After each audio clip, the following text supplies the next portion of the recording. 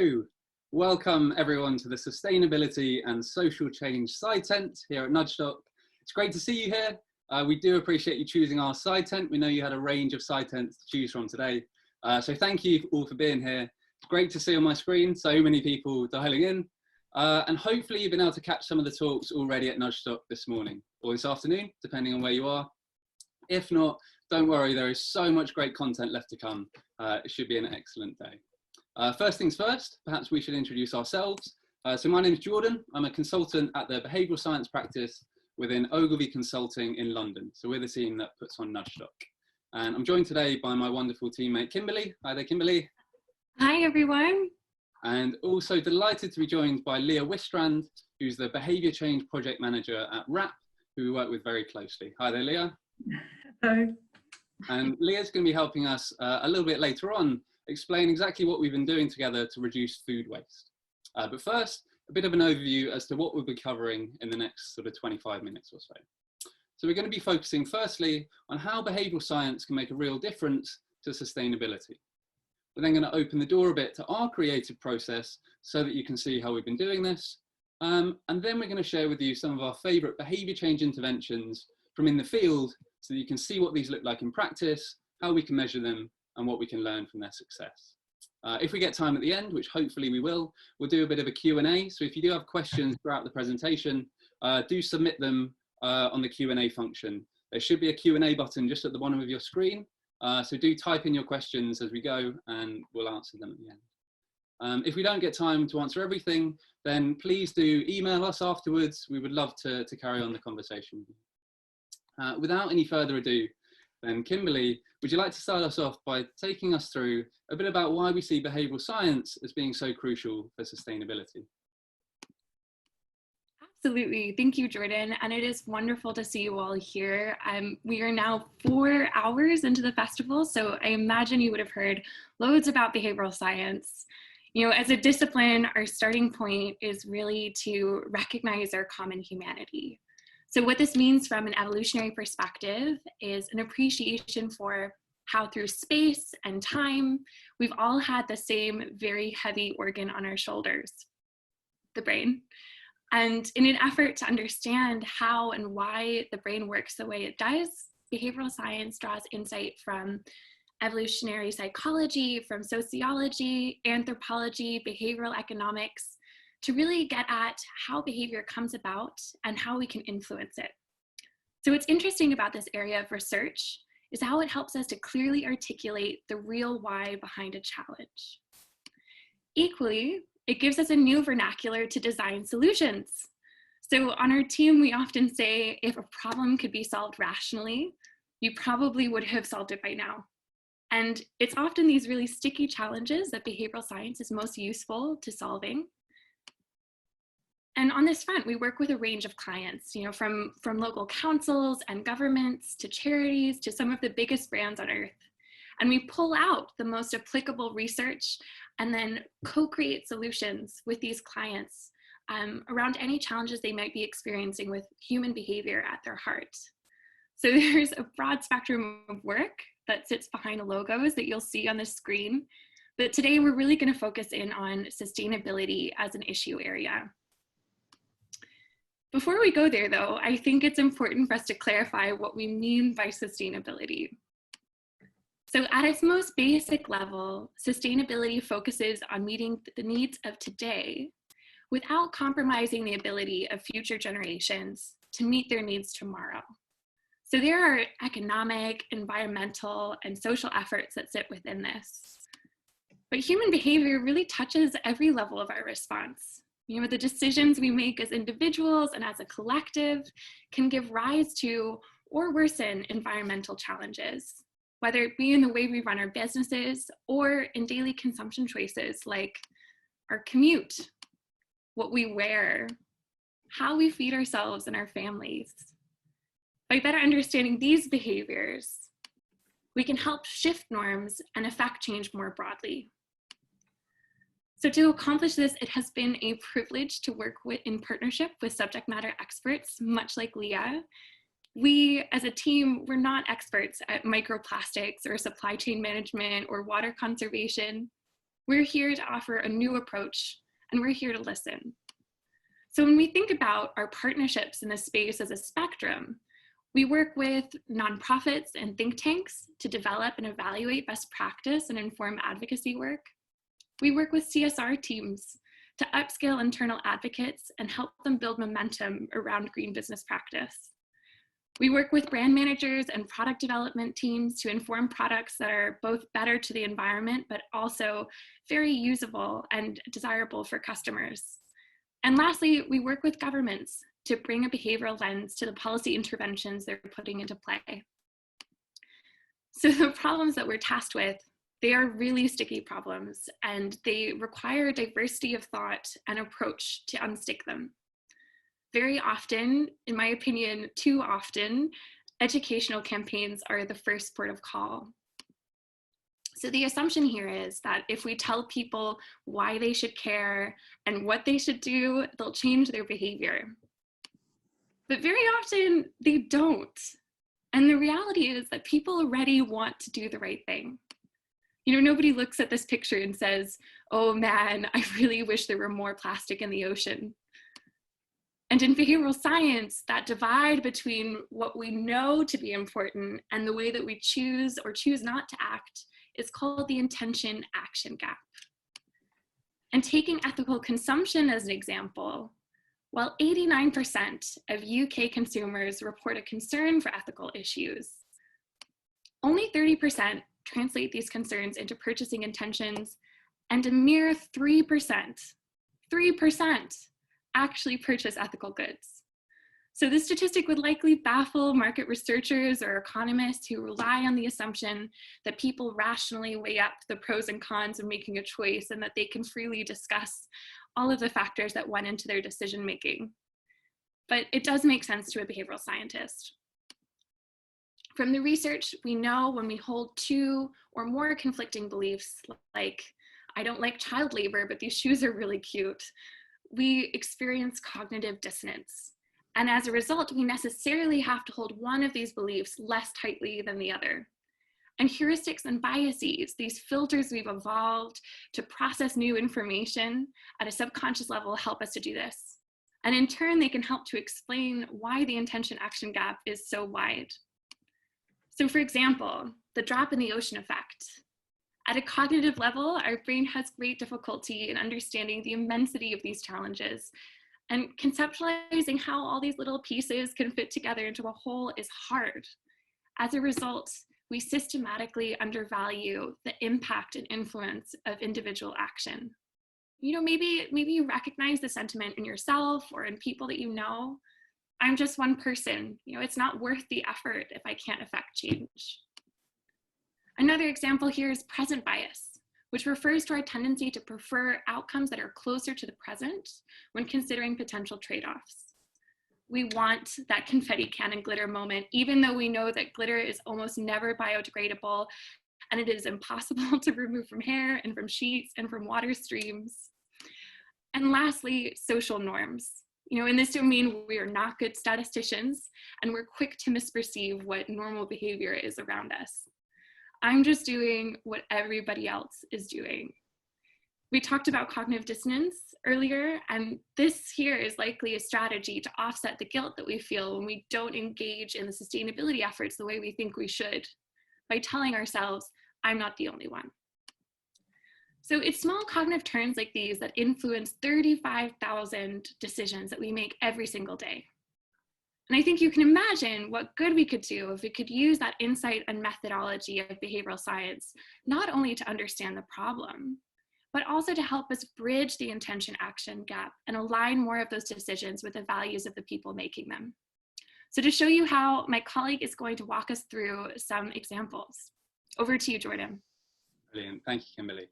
So I'm now going to take you through our process to show you how we create solutions that overcome that intention action gap and change people's behaviour.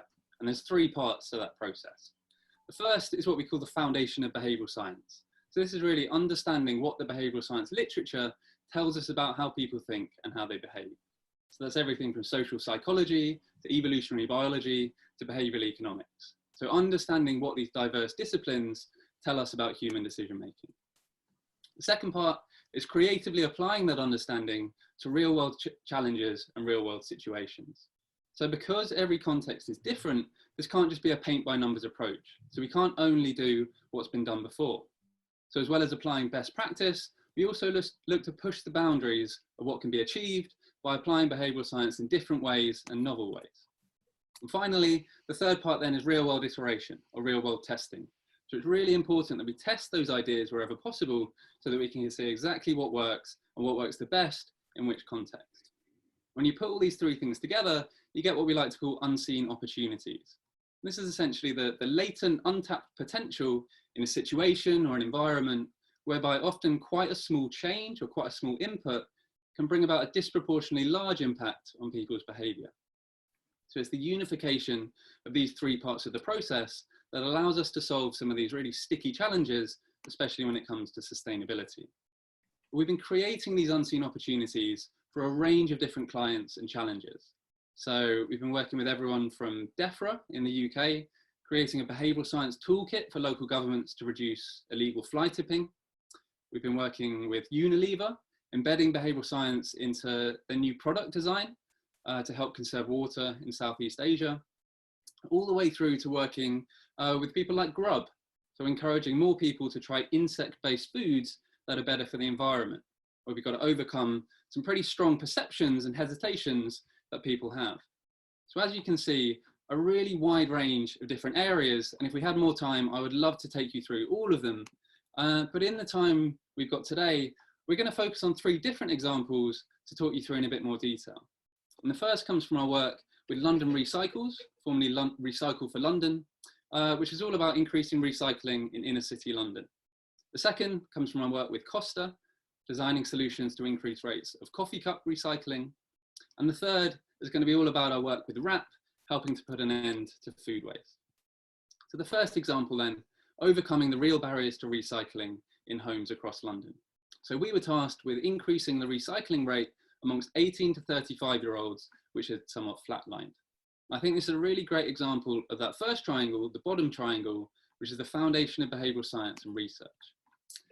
So for this challenge, we applied a behavioural science lens, in this case to look at people's homes. We used a behavioural framework called COM-B, which then let us diagnose and unpick the barriers preventing people from recycling.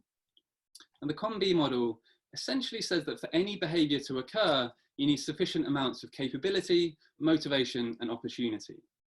And each of those can then be broken down into further subcomponents. And why I think this model is so powerful is because often people just assume that motivation is the answer, that we need to educate people or persuade people for them to change their behaviour. But actually what we found in this instance, for example, was that rather than it being a motivation issue, it was actually a physical opportunity issue. So many people, especially those living in small flats, they just didn't have a recycling bin. So they were kind of stacking up their recycling on the fridge or next to their normal bin, playing like a recycling Jenga, and that's naturally going to limit the amount that they can actually recycle. So rather than trying to rationally persuade people, what we decided was that we needed to change the default recycling option in people's homes. So our strategy was simple. It was to get people to buy or to make a second bin that they can then use for their recycling. And it led to our campaign. One bin is rubbish, sort it out. If you live in London, you'll probably have seen this on the sides of double-decker buses. This is a London-wide campaign, all about encouraging people to get that second bin. It was in print, social media, etc., etc. In a nutshell, it was a great success. So it led to a 13% increase in the number of Londoners who saw recycling as the norm.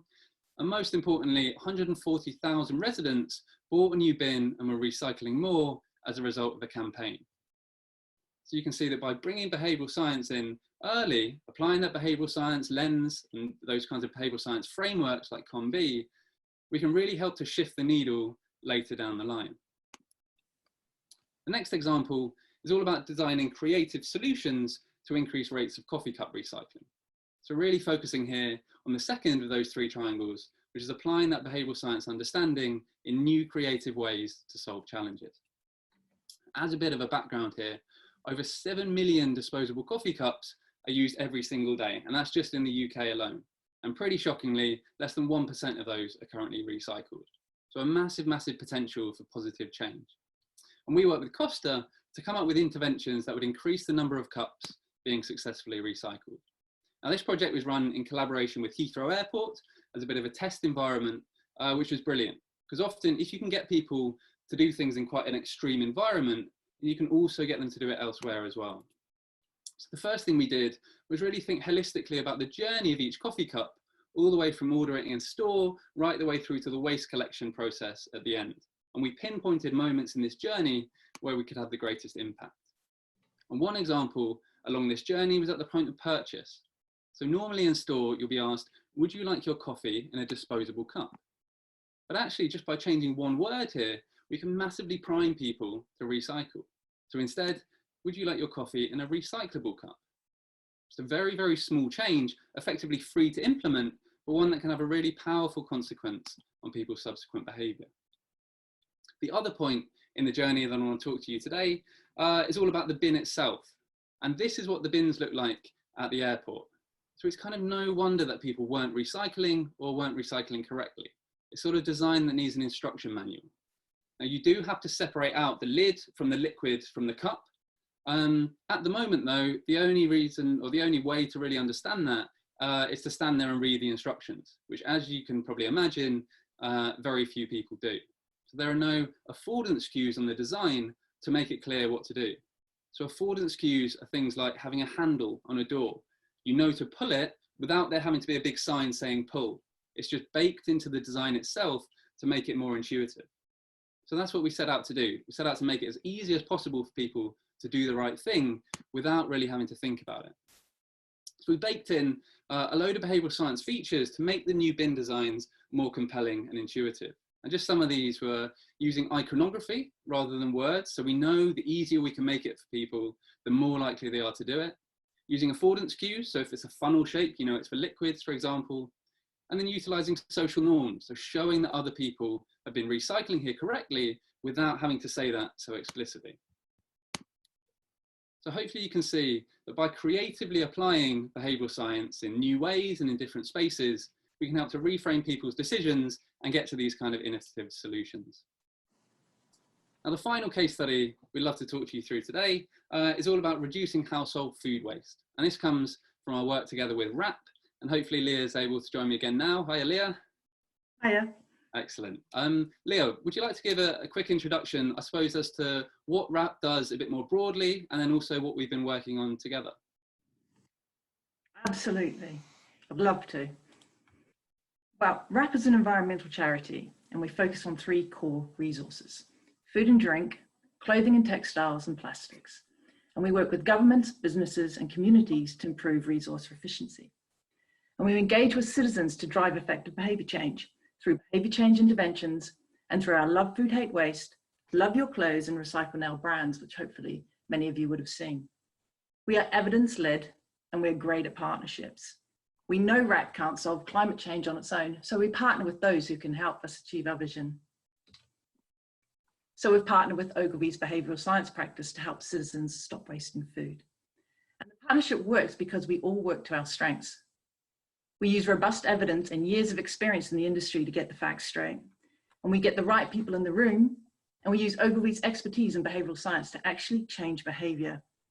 But before we show you what we're achieving together, I just want to answer the question, why food waste? Why is it a really important issue?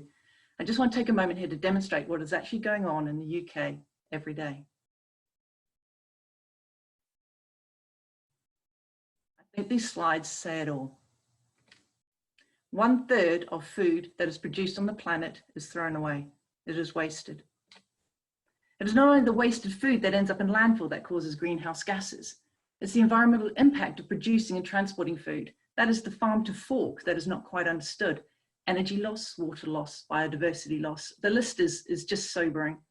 We know people think it's morally wrong to waste food, but the intention action gap seems to be more of a Grand Canyon when it comes to food, and the link is missing to climate change.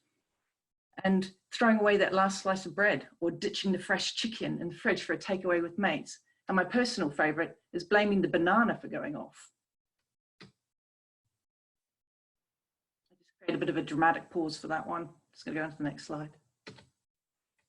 If global food waste was a country, would be the third biggest emitter of greenhouse gas emissions behind China and the US. It takes an area the size of China to grow just the food that is thrown away every single year, and we have to stop wasting food, but how?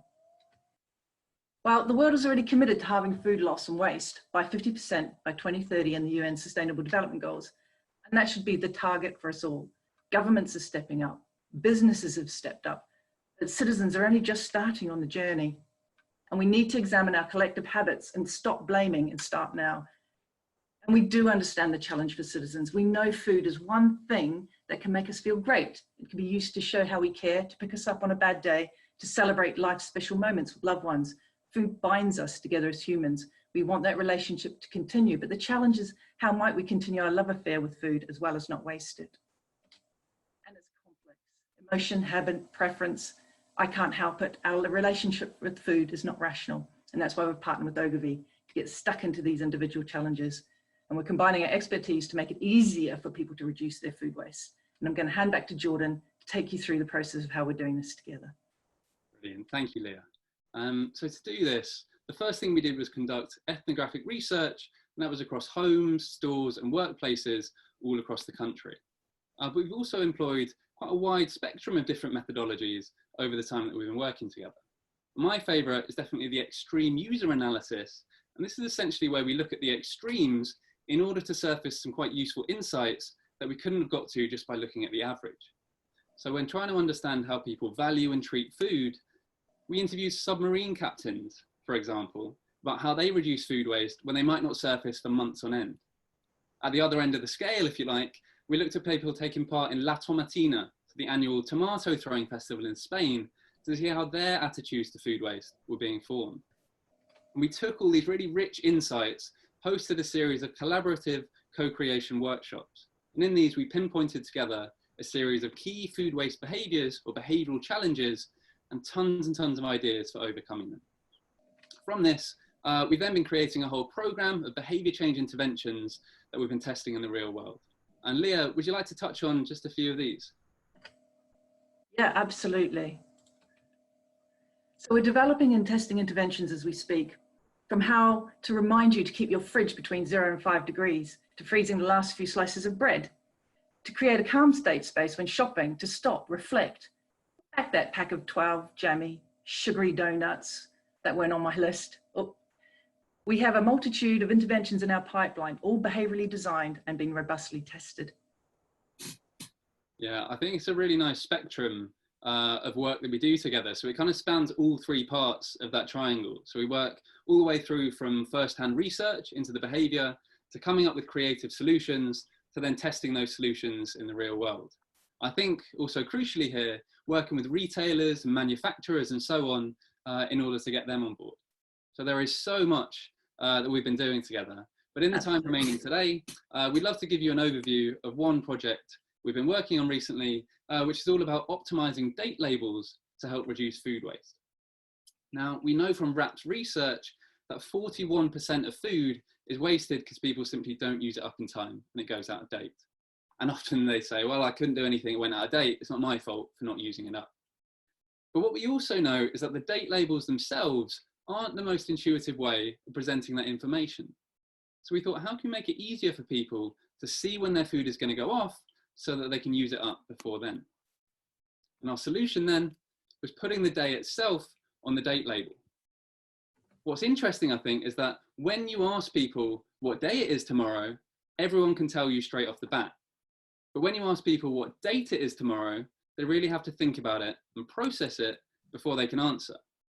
So by putting the actual day itself onto this date label, it makes it really easy for people to visualize. So it's easy to visualize how soon Wednesday is going to be compared to visualizing when the 17th of June is going to be, for example. It is next Wednesday. And we tested this by explicitly asking people, but also by implicitly testing it. So something called an implicit association test. And this is designed to get to the more subconscious reactions that people have or feel towards something. And it does this by comparing your immediate reaction times between a choice of two options. So whether a stimulus is clear or unclear, for example. And we tested this across various different formats to see what works best and what's preferred. And what we saw in the results essentially was that across both the explicit and the implicit testing, including the day on the date label was the most preferred option. So it was tested as being the most clear, as well as the most helpful in allowing people to know what to use up and when. And Leah, do you want to explain a little bit more about what's been happening with this most recently? Yeah, absolutely. Now we're at pilot stage, another stage of testing. We'll be using one of our Courtauld 2025 voluntary agreement partners to test it in store. If this is successful, we can then recommend to all our other partners to put it on their products. And we could recommend a policy change that has to go on all use by date labels. And it's only through working in partnerships can we create ways to make it easier for you to save food. Brilliant, thank you. So that, in a bit of a nutshell, is how we've been working together to fast track our ambition to reduce food waste across the UK. Unfortunately, that's kind of all we got time for today. Before we leave though, I'd love to give you 3 key things to take away from this talk. And the first of those is the importance of getting to the real why of the problem or the challenge. So it's really important to understand what's actually stopping people from behaving a certain way. Second takeaway is to think laterally about potential solutions. So by using behavioural science, we can think outside of the box and get to different solutions that might never have been tried before. And finally, before ruling out a potential solution, it's really important to test it in context. So we tend to have this proportionality bias whereby we assume that in order to make a big change, we have to have a big input or a big intervention. But don't rule out the small things or the counterintuitive things, because often these can be even more effective. Now, if the examples we've shown today are interesting to you, do check out our behavioural science annual, because these are just a select few things that we've been working on. The annual is freely available online. You can find it in your festival pack on the Nudgestock website, and the URL is there. So do please download it and have a look at what else we've been working on. Also, if you love Nudgestock, then you will love Oh Behave. And this is our podcast and blog. So from myself, Kimberly, Rory and the team, bringing you the latest in behavioural science. Again, you can get the link in the festival pack page. Final thing is please do join us for another side tent later on today. Obviously this one is the best, but some of the others are not too bad as well. So you'll get a chance to pick another one later on today, and the times are just there at the top of the screen. That's all we've got time for from us. So thank you everyone for joining. It's much appreciated, and hopefully you found this interesting. Do get in touch with us via email, LinkedIn. We'd love to carry on the conversation.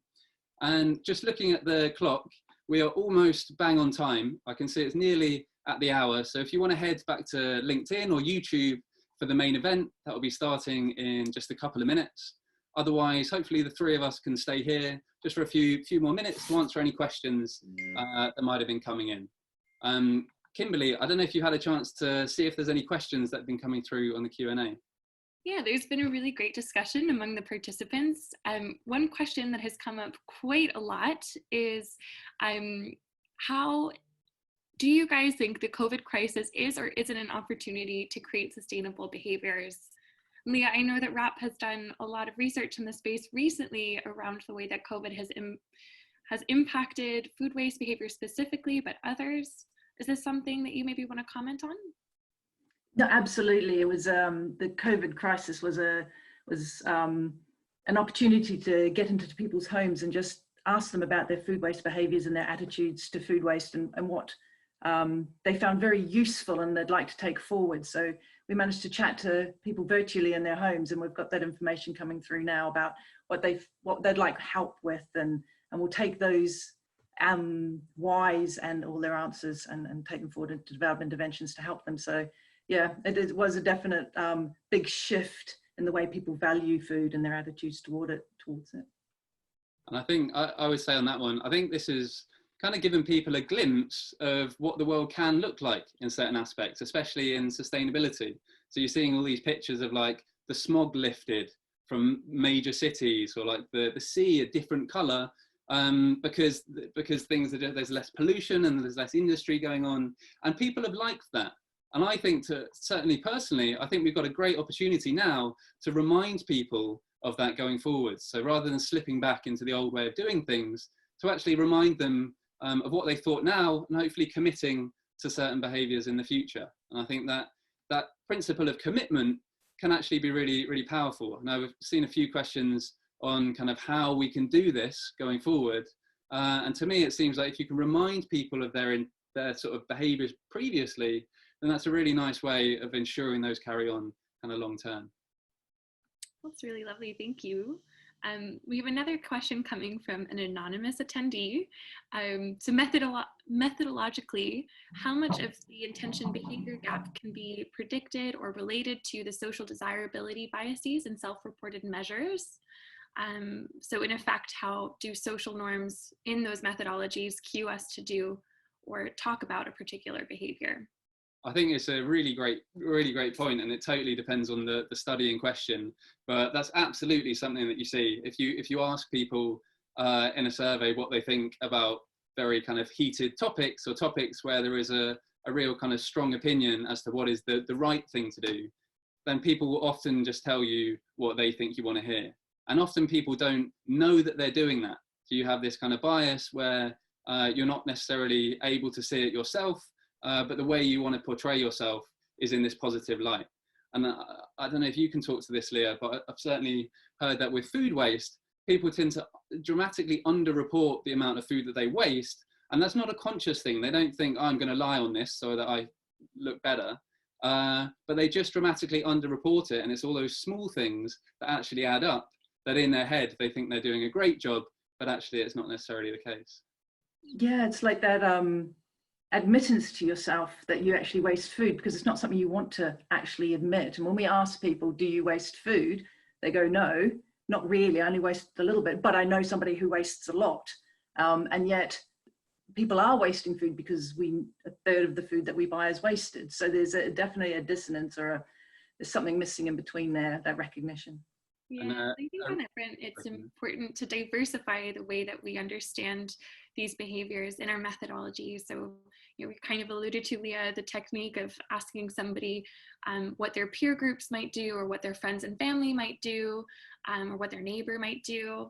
But then also having some objective measures as a complement. So looking at the way that people purchase their food and their products, and then also, doing everything to waste composition analysis. So taking a peek in their trash and getting your hands dirty with that, but getting some really hard figures to contrast the self-reports with.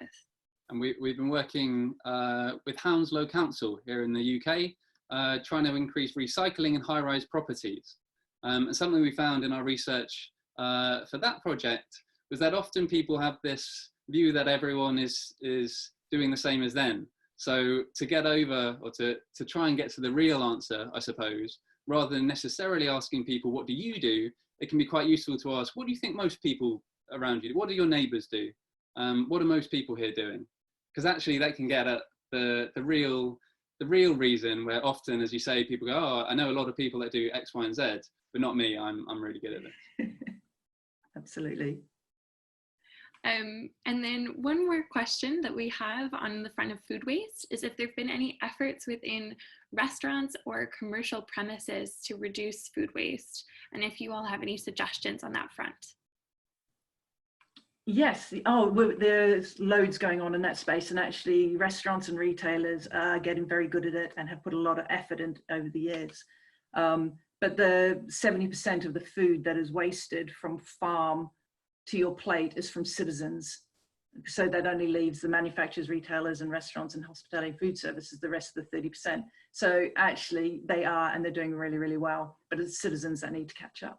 Yeah, I think this particular attendee, Tim, there's a report that was done by IDEO recently in collaboration with IHG Group, I believe, around designing nudges within the hospitality sector. So I know the world is kind of on pause at the moment in that space due to COVID, but as things open up, it would be great to see some more of those interventions come to life in that way. So happy to follow up that resource after the fact. Absolutely. Last but certainly not least, and this is a question maybe for you all, is what is your favorite nudge? One that I really love, that many of you may have heard of already, is one concerning pumping lemon scent into a cafeteria. So what researchers essentially found, long story short, was that if you faintly pump the smell of lemon scent into the background in a cafe, people will meticulously clean up after themselves and wipe up any crumbs that are on the table. And they tested this, and they found that this was the case. So it was due to the lemon scent. But what I think is really interesting is when you then ask people why they did it, no one says, oh, it's because it smelled faintly of lemons and that primed me to think of cleaning products, therefore I cleaned up after myself. Everyone just goes, well, it's just the right thing to do. So I think that's quite relevant here, actually. People have this kind of system 2 justification for their behaviors, especially if it's something like a positive behavior, like sustainability related behavior. But actually that's not necessarily the reason why they did it. And often, if we can make it just the easier behavior to do, that's going to be what has driven them to do it, not because they are so committed to it. So I think perhaps a learning that we can take to other interventions as well from that one. I think I would add also in a slightly different space, there was one campaign that was done in relation to the AIDS epidemic to train audiences on how to best protect themselves from the consequences of that disease, which generally is by using protection. And informational campaigns were run by governments everywhere so frequently and really didn't push or change the figures on the receptivity of their key audiences. What did make the difference was equipping hairdressers with these messages and having them share these tips with their clients. And this pulls on the messenger effect. So we know that we're most likely to listen to a message when we receive it from somebody we believe to be similar to us, who we trust, and who we see as authoritative. So hairdressers in their own way fit those 3. And I think the key takeaway there is really to find out who the right messenger is for your audience, so that way the message doesn't fall on deaf ears and really leads to some action. Brilliant. The final couple that I can see here are just around getting in touch, access to this presentation, the presentation later today. A couple of things I'd say: make sure, if you haven't already, that you've signed up for the Nudgestock mailing list, the Nudgestock community. Go to nudgestock.co.uk and register, just to make sure that you get any kind of communications from us to follow up this conversation. And also a couple of questions about the presentation later. So it will be the same presentation that we're giving. So do check out one of the other side tents, unless you'd like to see this again. I don't blame you. I think that's all from us, unless either of you had anything that you wanted to add. No, thank you all for joining us. Fantastic. Thank you.